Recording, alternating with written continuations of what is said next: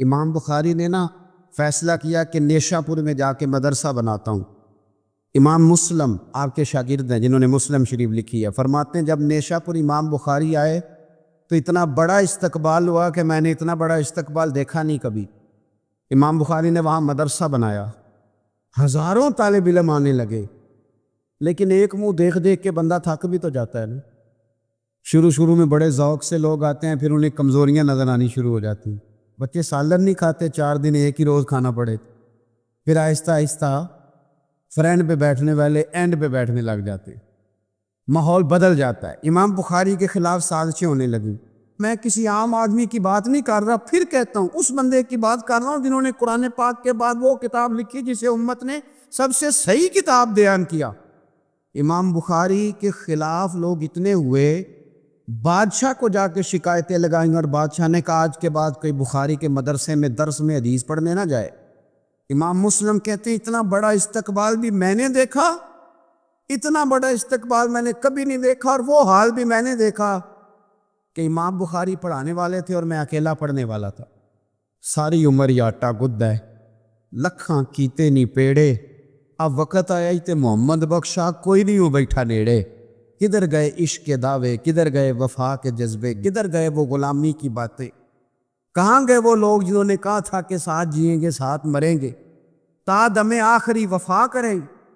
چلے جاتے ہیں لوگ، معیار بدل جاتا ہے، سوچ بدل جاتی ہے، کہانیاں بنا لیتے ہیں، ذہن بنا لیتے ہیں۔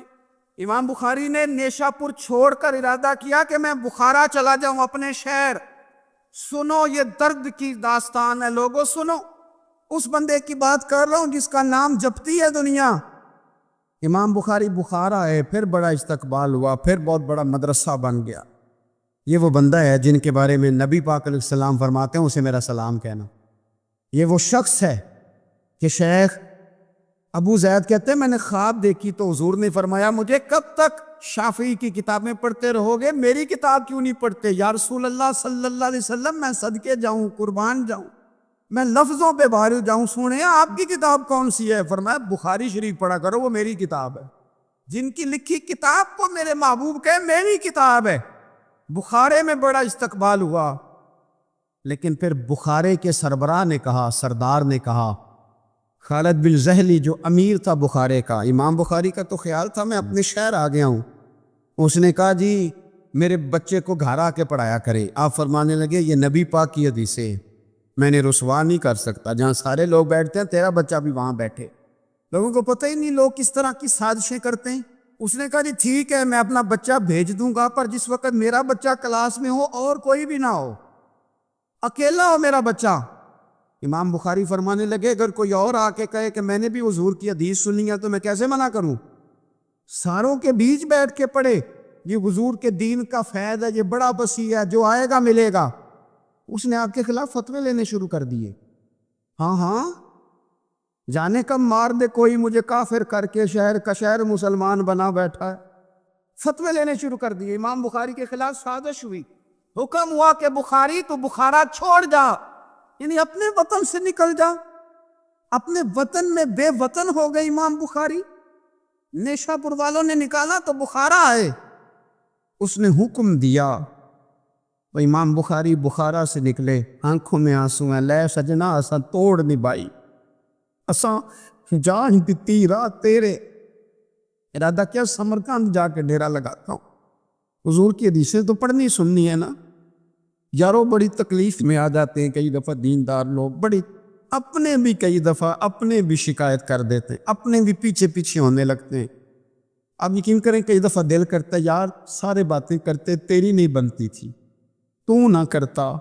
ایک عالم کہا کرتے تھے ایک دفعہ کہ کسی ماں کے بیٹے نے ماں کو تانا دے دیا تو ماں رو پڑی اور کہنے لگی پتر درانیاں کہنیاں تے بندہ سی، ننانا کہنیاں تے بندہ سی، تو تے میرا اپنا سے۔ اور یہ اپنے کئی دفعہ اس طرح کی بات کرتے کہ وہ کانوں سے ٹکرا کے نہیں گزرتی، وہ تیزاب کی طرح رک جاتی ہے، چھلنی ہو جاتا ہے وجود کے۔ یہ اس نے کہا ہے، اس نے، میرے اپنے نے۔ امام بخاری بخارا سے روتے ہوئے نکلے، سمرقند جاتا ہوں۔ پتہ چلا کہ سمرقند جانے سے پہلے کچھ لوگ کہہ رہے ہیں جی دیکھو ان کے اپنوں نے نہیں رکھا، پتہ نہیں کیا حال ہے، امام بخاری رستے میں ایک چھوٹی سی بستی تھی خرتنگ، وہاں رک گئے۔ سنو یارو، پھر کہتا ہوں اس بندے کی بات سنا رہا ہوں جو اس ہمت کو سب سے قیمتی کتاب دے گیا۔ امام بخاری خرتنگ میں تھے، 62 سال عمر، سفید داڑھی، رو پڑے، اللہ میں نے ساری زندگی تیرے نبی کی حدیثیں جمع کی ہیں، اے میرے مالک تیری زمین بڑی وسیع ہے پر بخاری پر تنگ ہو گئی ہے، میرے اوپر رحم کر دے۔ امام بخاری نے وہاں دعا فرمائی، دوپہر کو دعا فرمائی، شام کو بیمار ہوئے، رات کو وصال ہو گیا۔ لے او سجنا اساں توڑ نہیں پائی تے جان دیتی رات تیرے، مجھے کہہ لینے دے بے قدراں کچھ قدر نہ جاتی، او کیتی خوب تسلی ہو، دنیا دار پجاری زر دے کتیاں دے گل ٹلی ہو، او بک روشن اکھیاں تکیو ویکھ حویلی کلی ہو، تے کوچ نصیر اساں جدوں کیتی پھر بہ جانی تھرتھلی ہو، اور میرے مرنے پہ ہر سو شور مچ جائے گا، دیکھو گے کہنے الوداع سرکار خود تشریف لائیں گے۔ ایک بندہ کہتا میں نے رات کو خواب دیکھا کہ نبی پاک صحابہ سمیت کھڑے ہیں، کسی کا انتظار ہو رہا ہے۔ میں نے اس کی سنیا میں قربان جاؤں، یہاں کیوں کھڑے ہیں؟ تو فرمایا بخاری آ رہا ہے۔ دنیا والے بھول جائیں پر جن کی بندہ نوکری کرے وہ کیسے بھول جائیں؟ اور ویسے بھی اگر مالک کو پتہ ہو نا میرا خادم ٹھیک ہے، مالک اور غلام کا تعلق مضبوط ہو تو دنیا جو مرضی کہتی پھرے۔ میرا آپ سے مشورہ ہے، کبھی بھی دین کے لیے کچھ کرو تو بندوں سے نام نیکی کی امید نہ رکھنا۔ اگر آپ کو اجر لینا ہے تو رب رسول اجر عطا کریں گے۔ وہ شخص کہتا ہے میں نے اٹھ کے صبح پتہ کیا تو وہ وہی وقت تھا جب مجھے حضور کی زیارت ہوئی جس وقت امام بخاری کا انتقال ہو گیا۔ لوگوں نے آپ کو دفن کیا تو قبر کی مٹی سے خوشبو آنے لگی، لوگ تبرکن مٹی لے جانے لگے، سمرقند کے لوگ بارش نہیں ہوتی تھی، قحط پڑ گیا، سارے کٹھے ہو کے امام بخاری کی قبر پہ گئے تو اللہ نے بارش عطا فرمائی۔ اتنا بڑا آدمی لیکن بے قدراں کچھ قدر نہ جاتی۔ دو باتیں آپ نے اس گفتگو سے یاد رکھنی ہے، ایک تو بندوں سے اجر کی امید نہ رکھے، یہ چھوڑ دیں کہ بندے واہ واہ کریں گے تو میں نے کام کرنا۔ آپ غریب کی مدد بھی کریں، آپ نیکی بھی کریں، آپ خیر بھی کریں، اداروں سے، مسجدوں سے، مدارس سے بھی پیار کریں، لیکن واہ واہ کی توقع بندوں سے، اور اگر رب رسول نے ایک دفعہ بھی واہ واہ کر دی نا تو پھر واہ بلے بن جائے گی، پھر کیا بات ہے۔ اور ویسے بھی جڑیاں گڈیاں آپے اڈیاں او نہ چڑھن اونچائیاں، وہی گڈیاں اونچیاں اڈیاں جڑیاں سائیاں آپ چڑھائیاں۔ اس لیے ایک بات تو یہ کہ اجر اللہ رسول سے امید ہے، اور دوسری بات یہ یاد رکھ لیں کہ سونا وہی ہے جو سونے کی باتیں کرتا ہے، میٹھی بات اسی کی ہے جو مدینے والے کی حدیث بیان کرتا ہے۔ سرکار کی باتیں یاد رکھیں، سرکار کی باتیں کریں۔ یہ تلخ وقت چل رہا ہے، کڑوا وقت ہے، پر یارو باتیں میرے نبی کی یاد کرو، ان میں بڑا ہی مزہ ہے۔ اللہ تعالیٰ امام بخاری کے درجے بلند کرے اور اللہ تعالیٰ ہمارے حال پہ رحم کرے۔ کبھی 10 منٹ عادت ہو جائے نا دعا مانگنے کی علیحدہ سے رات کو، حضور نے فرمایا جو فرض نماز کے بعد دعا مانگے اللہ اس کی قبول کر لیتا ہے۔ نبی پاک صلی اللہ تعالیٰ علیہ وسلم نے فرمایا اللہ مسافر کی دعا قبول فرماتا۔ حضور نے فرمایا اللہ مظلوم کی دعا قبول فرماتا ہے۔ حضور نے فرمایا بیمار سے دعا کراؤ اللہ اس کی دعا قبول فرماتا ہے۔ میرے نبی پاک نے فرمایا ماں باپ جب بھی اولاد کے لیے ہاتھ اٹھائیں، ویسے تو بلے شاہ تو آسمانی اڑ دی گئی پھڑ دیں، جڑا گھر بیٹھا انہوں پڑھے ہی نہیں۔ حضور فرمانے لگے ماں باپ جب بھی اولاد کے لیے دعا فرمائیں اللہ ان کی دعا کو قبول کرتا ہے۔ آپ اپنا تعلق بنائیں، دعا کے ساتھ، عبادت کے ساتھ، مصلی کے ساتھ رشتہ بنائیں، استغفار پڑھیں۔ صلاح الدین ایوبی صلیبی جنگوں میں تھے، رات کو مسجد اقصیٰ میں نماز پڑھی تو پریشان تھے۔ ایک بزرگ سے ملاقات ہوئی تو وہ کہنے لگے کہ آپ بڑے پریشان ہیں۔ کہنے لگے حضور پریشان اس لیے ہوں کہ پہلے ہی مسلمان کمزور ہے، اب میں نے سنا ہے دشمن کا ایک بحری بیڑا وہ جنگی سامان سے بھرا ہوا آ رہا، تو اب ان کے پاس اور تلواریں اور نیزے آ جائیں گے، مسلمانوں کے پاس پہلے ہی وسائل کی کمی ہے، پریشان ہو کس طرح کر کے مقابلہ کریں گے؟ یہ بات کہتے ہی صلاح الدین ایوبی نے بزرگوں سے کہا حضور آپ بھی دعا کرنا، دعا کی بڑی طاقت ہے۔ میرے نبی پاک نے فرمایا دعا مومن کا ہتھیار ہے، دعا مومن کا حضور نے فرمایا تقدیر کو سوائے دعا کے کوئی چیز نہیں بدل سکتی۔ دعا مومن کا ہتھیار ہے، یہ کافر کے پاس کوئی نہیں۔ یہ ہتھیار ہے مومن کا. اللہ کرے آپ کو سمجھ آپ پھر سنیں, کئی بار کہہ چکا ہوں یہ ہتھیار ہے. کافر کے مقابلے میں جو تیرے پاس سب سے بڑا ہتھیار ہے وہ دعا ہے. دعائیں کرانی چھوڑ دی, کرنی چھوڑ دی, لینی چھوڑ دی. حضرت سیدنا انس بن مالک رضی اللہ تعالیٰ عنہ فرمایا کرتے تھے, میں نے وہ رنگ دیکھا ہے جب حضور دعا مانگتے تھے اور حضور کی مقدس آنکھوں میں آنسو بھی ساتھ ہی بہا کرتے. میں نے وہ انداز دیکھا تو صلاح الدین ایوبی بزرگ سے کہنے لگے آپ بھی دعا کیجیے, اور خود رونے لگے اور سر سجدے میں رکھ کے رونے لگے, اور عشاء سے لے کر فجر تک روئے, خوب روئے. صبح وہ بزرگ آئے تو صلاح الدین ایوبی کا خوبصورت اور ہنستا ہوا چہرہ دیکھا. کہنے لگے آپ بڑے خوش ہیں, رات تو میں نے بڑے روتے ہوئے دیکھا تھا. تو کہنے لگے حضور وہ جو بحری بیڑا آ رہا تھا نا وہ پانی میں ڈوب گیا ہے, اب وہ نہیں آ رہا, ابھی خبر آئی ہے تو میں بڑا خوش ہوں. بزرگ کہنے لگے اٹھ سینے سے لگ اور سن ایک بات, وہ بحری بیڑا پانی میں نہیں ڈوبا, وہ تیرے آنسوؤں میں ڈوب گیا.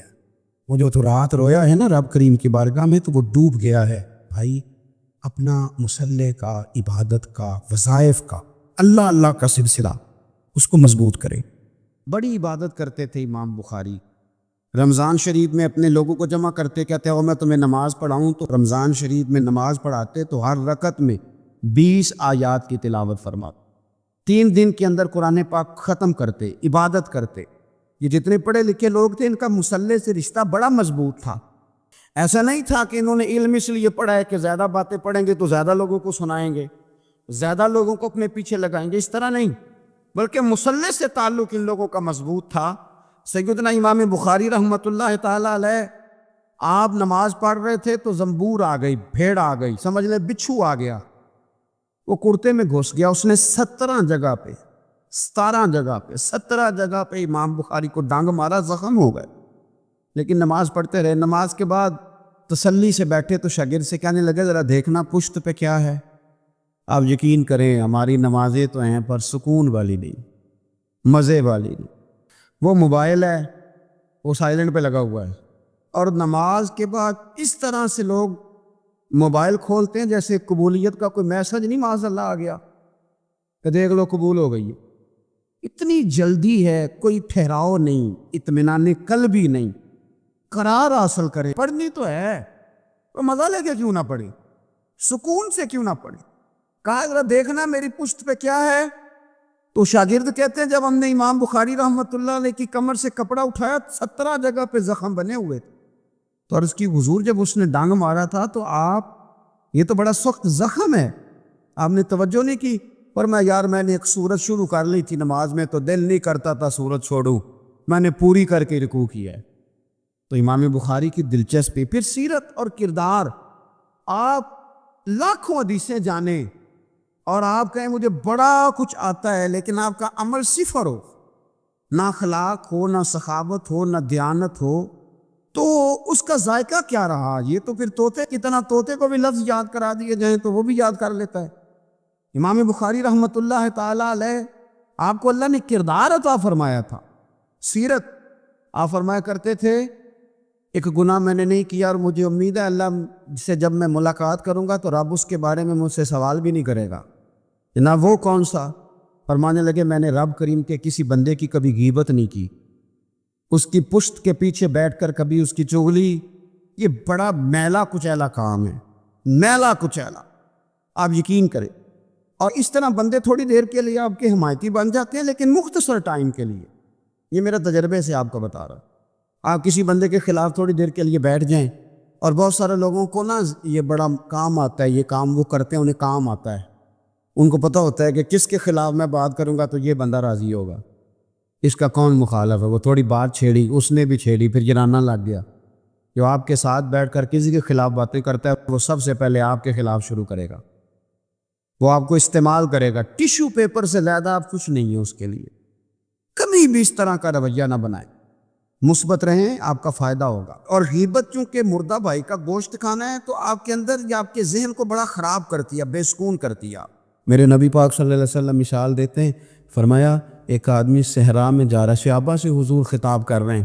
فرمایا ایک آدمی صحرا میں جا رہا تھا, اس نے اپنی اونٹنی پہ کھانا پانی پیسے ہر چیز رکھی ہوئی تھی.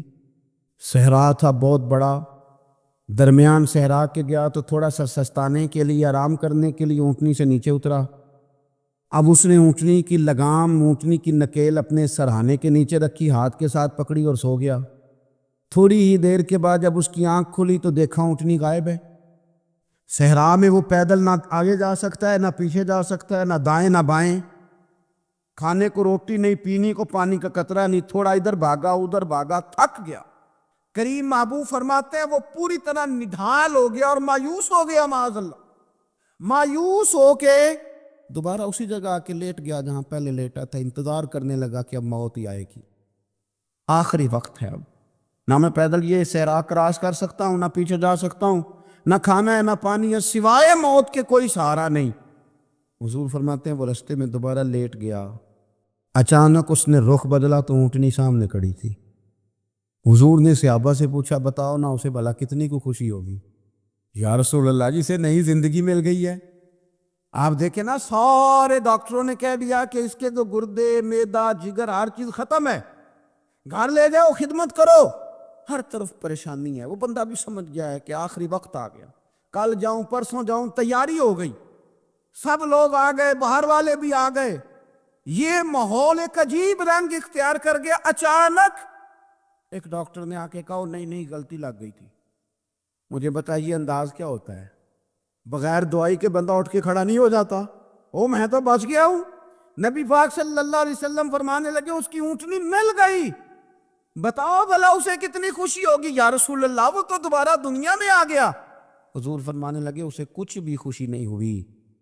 جب کوئی رب کا گناہ گار بندہ آ کے توبہ کرتا ہے، رب کو اس سے کئی گنا زیادہ خوشی ہوتی ہے۔ میرا بندہ آ گیا، میرا بندہ آ گیا، میرے گھر آ گیا، اس نے آنسو بہائے ہیں، اس نے کہا اللہ میں تیرا ہی ہوں، تیرا ہی رزق کھاتا ہوں، تیری ہی زمین پہ رہتا ہوں، تیرے نام سے میری سانسیں چلتی ہیں۔ وہ آ گیا۔ فرمایا اس اونٹنی والے سے زیادہ رب کو خوشی ہوتی ہے جب گناہ گار آ کے توبہ کرتا۔ گناہ گاروں کے آنسو اس کی بارگاہ میں بڑے مقبول ہیں، لیکن ہم رسم ادا کرتے ہیں، توبہ نہیں کرتے۔